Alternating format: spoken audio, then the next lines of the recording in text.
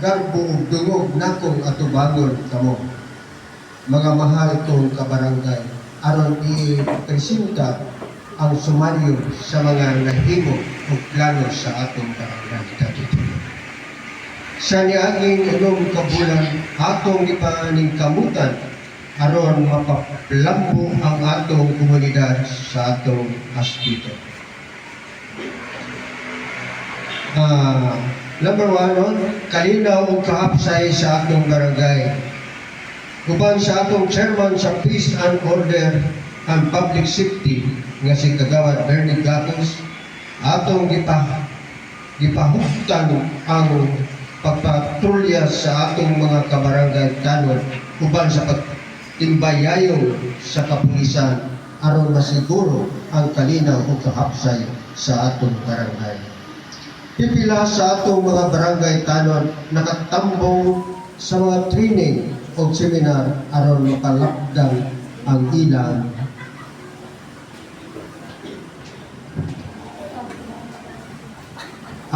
kahibalo mahitungod sa pagluwas sa kinabuhi sa panahon sa kalamidad sa uban.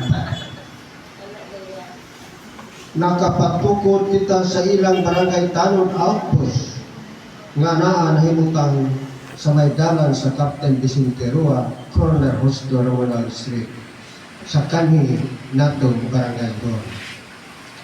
Ang ikaduha, ang atong infrastructure.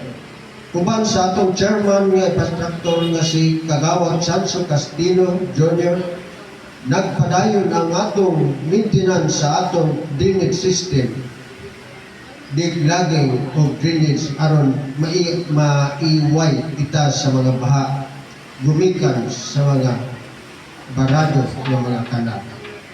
Ang programa nato sa construction sa atong multipurpose hall wala pa gayon maimplementar gumikan sa mga problema nga dili kalikayan. Apan dili kita mohunong hangtod makaprot nato ang atong gipangandong nga kang makaangkon sa usa ka multipurpose hall. Buot namo kamong ipahibalo nga gumikan sa pagtaas sa atong rental dili sa opisina, mihamiyo kita sa atong halangdong Mayor Clarence Uy kung pag-alukar kung space kanato aron temporary mapahimutang ang atong opisina diya sa may 3rd floor sa Cogon Public Market. Number 3, Barangay Ecological Solid Waste Management. Upan kang Kagawad Luisa Cortes, Chairman sa Barangay Environment Solid Waste Management.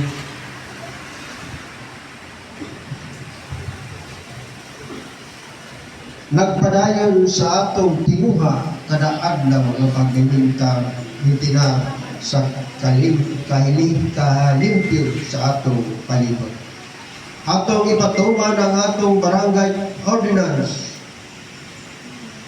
2009, ang Ordinance enacting Solid Waste Management of Barangay 33, Cagayan de Oro City, and providing penalties for violation thereof. Ang sakto nga pagbahin-bahin sa mga basura ug ang makapalapas niini nga barangay ordinance pagamultahan. Padayon ang atong pagpanglimpyo sa barangay kung diin mao kini ang isa sa atong mga problema sa environment, ang natural resources and clean up day activity kini ipahigayon kaupak sa usa ka bulan sa matag adlaw Bernes alas 6 sa sayo sa Pamintagon o kini gitimbayayungan sa mga barangay council, Barangay Ecological Solid Waste Management Committee, sa Barangay Women's Development Council, Sangguniang Kabataan, Barangay Tanod o Residence Volunteers. Number 4, Barangay Council for the Protection of Children.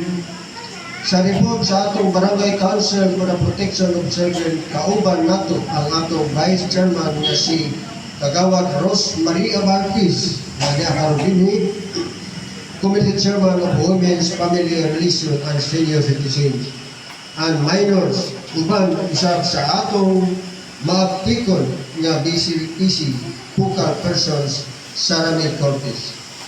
Then, nagpahigayon kita og supplemental feeding sa kabataan ug usab ang atong Barangay Nutrition Scholar si Grace M. Gonzaga kanunay nag-monitor sa mga panglawas sa atong mga kabataan. Ingon man ni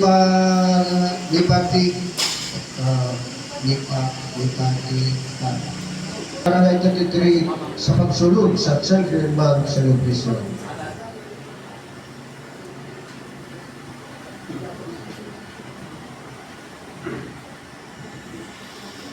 Ingon usab sa atong senior citizen, padayon ang panagtapok-tapok o meeting sa usap sa makausa sa usap ka bulan aron mahisgutan ang mga importante mga butang o benepisyo sa mga katigulangan sa barangay 33. Mga programa, plano, proyekto sa umaabot ngadtong pitsa 14-15 bulan sa Oktubre ning tuig 2025 pamagkinisya. Ato ni padayon nga development planning seminar din atong planuhan ang atong mga programa o mga proyekto sa nagkalain-lain nga aspekto sama sa social development infrastructure, institutional, economic development, and environment and natural resources. Padayon natong ipagtuman ang atong mga programa nga makapahatag o nakahatag na o kaayuhan sa atong barangay.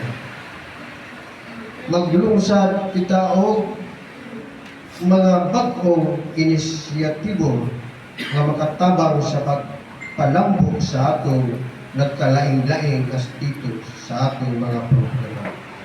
Magkitambayayong kita sa mga pribadong sektor o non-government organization aron mas mapadali ang atong mga proyekto.